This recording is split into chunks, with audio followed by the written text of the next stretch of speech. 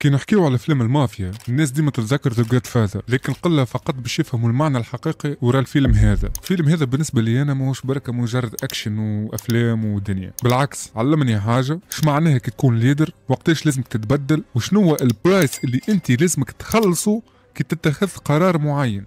هو بداية متاع تحول، بداية مايكل كورليوني. هلو جايز، مرحبا بكم مرة أخرى في فازا باش نحكي على الأفلام اللي أثرت عليا فهمتني في حياتي وبالرسمي خلتني تتبدل وجهة النظر متاعي. فما أفلام تفرجت فيها وأنا صغير، دونك عاود تفرجت فيها وأنا كبير، فما مواضيع مبطنة لداخل. anyways welcome back to cinematic mindset سينماتيك. يلا حاسيلو بلاي ليست هذايا برو كيما قلت لكم باش نحكي فيها على الأفلام اللي ممكن تنجم أنت تعاونك نهار آخر. يلا نبداو. عندنا خويا مايكل كورليوني، من انسان اكس ميليتير الى زعيم مافيا، كان بالرسمي ديفيرون على الاخر بارابور اخواته، يحب يعيش بعيد على العالم نتاع عائلته، معناها بعيد على العالم نتاع الاجرام وكالفازات. حتى كي عرف خطيبته كي قالها الجمله الشهيره That's my family كي it's not me. الجمله هذه كشفت اللي مايكل رغم الدم اللي يجري في دمه كان يحاول يهرب من المصير نتاع عائلته. اما في عالم كورليوني او بالاحرى في عائله الكورليوني المصير تهرب منه وهو يبقى يتبع فيك للاخر. حاسيلو كي صارت محاولة اغتيال البو مايكل كورليوني اللي هو فيتو كورليوني، العالم متاع مايكل الموندو متاعو تقلب. تصور انت معناها ابوه في الشارع تك جاو ضربوه، جا سي مايكل السيد اللي بالنسبة لي هو رمز متاع الحكم والسلطة والقوة يتضرب بالرصاص في وسط الشارع. في اللحظة هذه مايكل فهم اللي العالم راه ما يرحمش وانه لازم يتبدل هو باش ينجم يحمي عائلته. دونك لهنا بدات الشرارة القدحة هذيك باش يدخلها في حيط منه وما غير. لهنا مايكل دخل في الفاز نقطة اللا عودة، قرر بشق لسالوتزو الرجل اللي كان سبب في المصايب الكل اللي صاير لعائلته.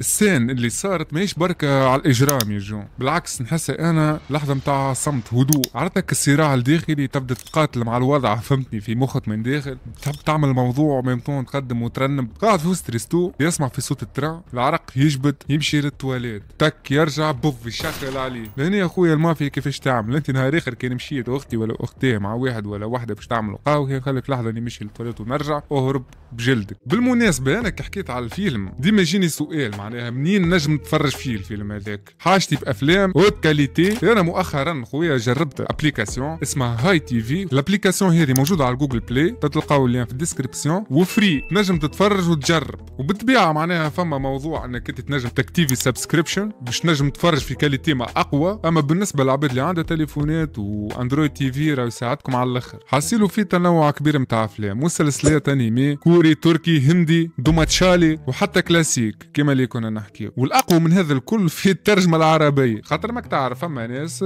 سبحان الله معناها عندها كان مع العربي فهمت، دونك يساعدكم شباب هذوم. باي ذا واي معناها في الانجلي والفرنسي. حاسيلو من الاخر باش ترحم لي على والدي اخوي. وكان تحبوا تتفرجوا في الفيلم اللي حكيت لكم عليه تلقاوه لوطه فك الابليكاسيون فهمتها، وكركحوا اموركم شباب.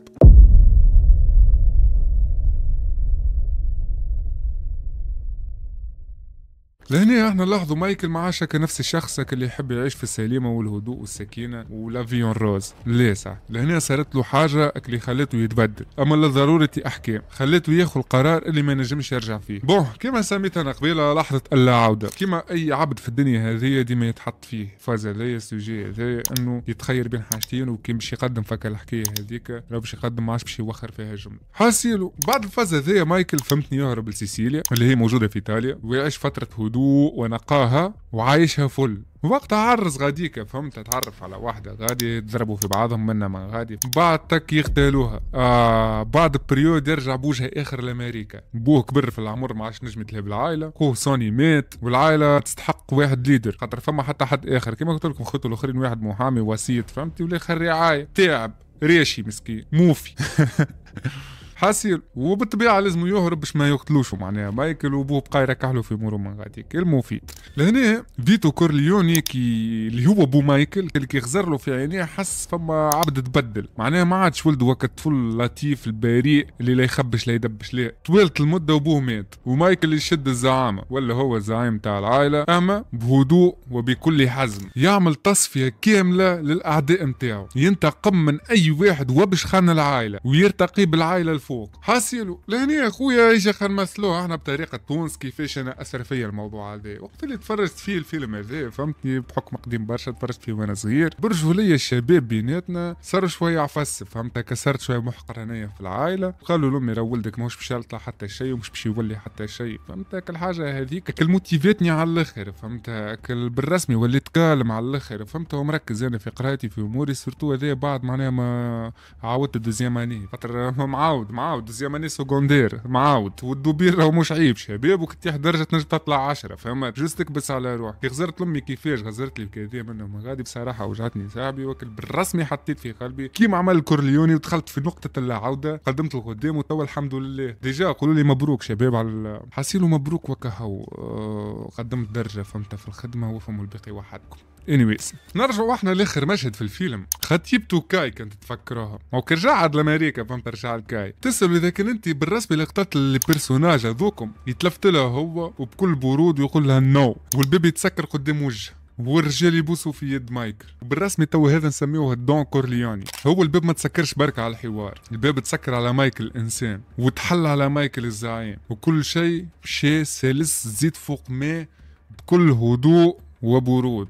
وديما ندورو نرجعوا وراء حكايه استراتيجي وحكايه ديسيجن انك انت تاخوها قرار. حاسيلو هو في ذا جاد فاذر البارت 1 وراني شنو معناها انك انت تكون ليدر، مش ديما بصوت عالي. القياده سامتايمز انك انت تجيك من انك تصبر داخلاني وتصبر براني، من داخل تكون بارد على الاخر ومن برا تبان ابرد من داخل معناها. وفما لحظات تعدى بها انت في حياتك تخليك انك انت تبني شخصيتك اللي انت الشخصيه ذيك كنت خايف منها، بعد بليله ونهار تلقى روحك فيها وتحطيت فيه سيء. وراني زاد اللي مش كل قرار انك انت ماشي في بالك اللي خذيته راه جو بيه القرار هذاك راه نجم يكون غلط، وساعات لازم تعمل حاجه تكرهها باش تحمي انت الحاجه اللي تحبها. وفهمني حاجه اختيرها على الاخر اللي هي القوه تجي وقت اللي انت تكون مستعد باش تفقد جزء منك، مش وقت اللي تربح الناس. انا واحد من الناس كما قلت لكم بالنسبه لي ذا جاد فاذر بارت 1 ما كانش مجرد سلسله، كانت بدايه فهم جديده بالنسبه لي، سورتو كي تعودت فرجت فيه وانا كبير معناها. مايكل كورليوني ماهوش شخصيه سينمائيه، هو صوره لاي انسان مضطر انه باش يتغير سو بريسيون تحت الضغط. في حياتي بالرسمي تعديت بمواقف كما حكيت لكم خلتني نلبس وجه ما كنتش ناوي عليه، اما عرفت اللي هذه لازمك تتكيف مع الوضع والا تتكسر صاحبي وتتعوق وتتعدى في الطويل وتعفس عليك العباد وتقدم القدام. حاسيلو ساعات تصير لي مشاكل من الخدمه كي نحاول بالرسمي نفضها لو ماكسيموم بكل هدوء تام برودة اعصاب. ساعات هنا نطيح مثلا واحد، نعطيك ان اكزامبل، فما موضوع اكس جاني انا فلان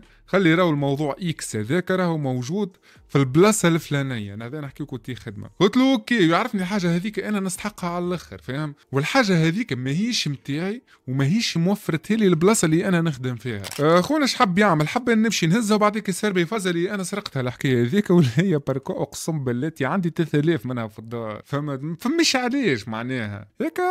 مي انا قصيت له قصه عربي كسمرت الموضوع، مشيت للسوبر يرشي تاعو هو اللي هو كيما نقولوا احنا العارف نتاعو، قلت له يا فلان راني لقيت هذه وهذه وهذه هاي عندي راني باش نستعملها في كذا وكذا، وكان فما حاجه كلمني اتو نرجعها. قال لي اوكي راك امورك حاسيلو ما نطولش عليكم يا جونات. سيد مشي عمل كيما انا خططت معناها كيما انا عملت اناليز نتاعي بالضبط، مشي حبكم كواي قدها لي مع السيد يبا خرج حماس في الاخر. شنستنجوا احنا من هنا؟ نستنجوا اللي انت كي باش تفض اي مشكله ولا اي موضوع لازم بكل برود الدم من الاخر. صحيح من الاول تحاول تتاقلم مع الوضع فهمت وتحاول تفض برشا مواضيع مي ما تنجمش، اما لازمك تحاول لازمك تكبت الكريز نتاعك.